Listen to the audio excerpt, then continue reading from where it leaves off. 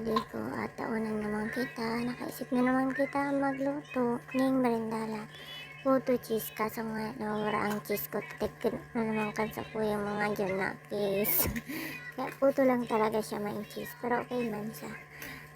Tig-inat ko pala ilaag ang harina, baking powder, tapos asukal. Mix ko lang siya, tapos nilagyan ko siyang star margarine sa kaning subok ng saro lang pidaso. Tapos, padikit-dikit lang ng tubig hanggang sa matunaw siya. Tapos, mikos lang.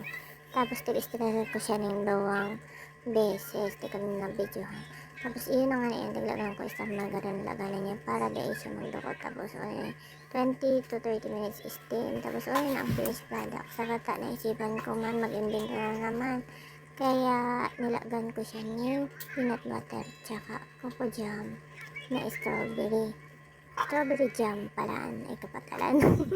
Okay man ang blend, pero depende yan sa English banlasa.